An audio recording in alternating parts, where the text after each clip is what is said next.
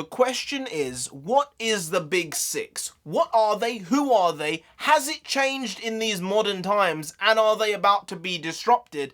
And those are really good questions, but the answer is probably gonna piss some people off. Hey, NarendraTheComic here. Right now, we're just gonna be talking about the Premier League, the Big Six, or the so-called Big Six. Now, things are changing. Things are not the way they used to be 5, 10, 25 years ago. Shit's going down. It really is. And these seismic changes, they really started about 10 years ago with City and Spurs breaking into the then called top four of Liverpool, Arsenal, United, and Chelsea.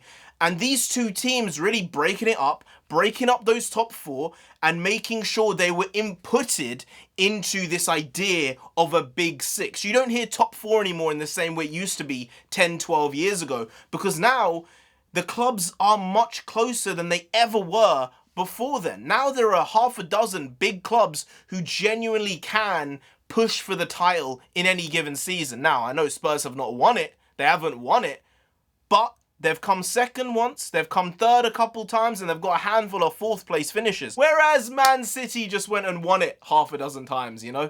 You can't have it all. Man City can apparently have it all, but that's what you get with the dollar bills. And the idea of the Big Six is constructed on really three things. Number one, money. It's pretty basic, it's pretty well understood. The ones that have the money do the best. It's really simple stuff.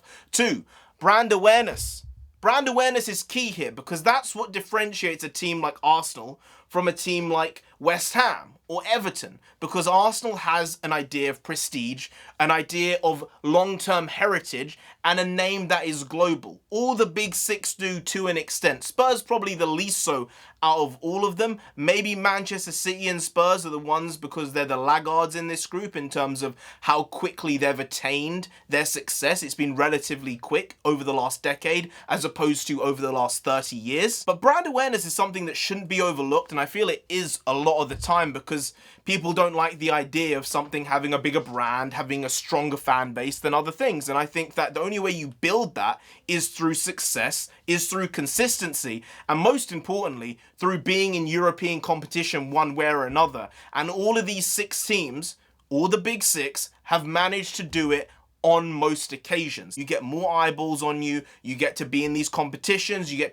to the latter stages, you get to gain more fans across the world. As I said at the start, whether you like it or not, money has a huge part to play in football, and whenever you look at these types of rich lists of the biggest football clubs in the world, there's a constant there, and that is that the Big Six in the Premier League are always in the top 10 of these types of lists.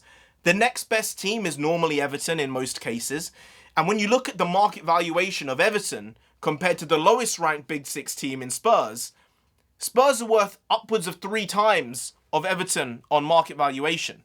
So there's not really a comparison there. And when you get to the bigger clubs like Liverpool and Manchester United, the gap just gets wider, and these clubs are worth $4-5 billion compared to Everton's 600 million. It's not really playing on the same playing field, and because of that, you can't even attract the same types of players. Like Everton is not going to sign Mbappe.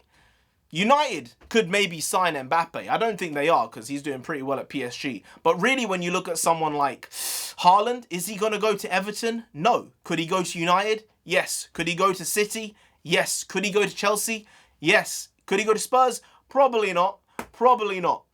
Probably not, but that's the difference between these types of clubs. And people are asking, why are Spurs and Arsenal considered Big Six clubs when there are so many teams who are really making their way up the table, replacing them in some ways and showing them up? I think the big question here is consistency, and I'm going to give you the evidence for that right now because I've had enough of this. Spurs are mid-table, they're not really a Big Six side, they're not historic enough, they don't have enough history, they haven't done well enough in the league, it's all these types of things. I'm going to prove you wrong very calmly because that's what I do here. So, there have only been 2 teams since the 2009-10 season who have finished in the top 6 consistently every single year up till 2019-20. So that's 11 seasons. Over those 11 seasons, only 2 teams in the Premier League have finished in the top 6 every single time. And I'll let you guess for a second who they might be. All right, I'll let you guess. I'll give you a hint. It's not United. They dropped out. It's not Liverpool. They were in and out all the time. It's not Chelsea. They had a couple of bad seasons. And it's not Arsenal. The 2 teams are Manchester City and Tottenham. Now, Manchester City have achieved a lot more success domestically and in the Premier League and in the FA Cup and in the League Cup than Spurs have over the last 11 years, for sure. But if we're talking about Big Six, we're talking about getting into European competition on a regular basis, whether that's the Champions League, which is great, or the Europa League, which is okay. Conference League now, it's a bit of nonsense. Don't want anything to do with it no more. Please get it gone. Don't want to hear about it ever again. The confusing thing is, if Spurs and City are the only teams who've been able to do that, whether they've had a good season or a bad season, then I think that buries any type of question as to whether Spurs are a Big Six team or not. Can we just be done with that, please? Thank you. These questions have arisen because of the new bull in the Big Six China shop, which is Leicester. You can add West Ham because they've had a good season this year, but really it's about Leicester having won the Premier League all those years ago now, which is crazy to think it's been 5 years since they won the Premier League. It seems like a blink of an eye's gone and football has once again changed, back to normal in some ways. But other than that season, in which they won the league, which Spurs have not done to be fair, they've only finished in the top 6 one other time. They've been in the league for 6+ years now, I believe. So with that, they've finished in the top 6 2 out of 6 times. Does that qualify them to be called a Big Six side? And in my opinion, which is just one person's opinion, I don't feel it does. But I did do a breakdown of the last 10 seasons in the Premier League with average points per season.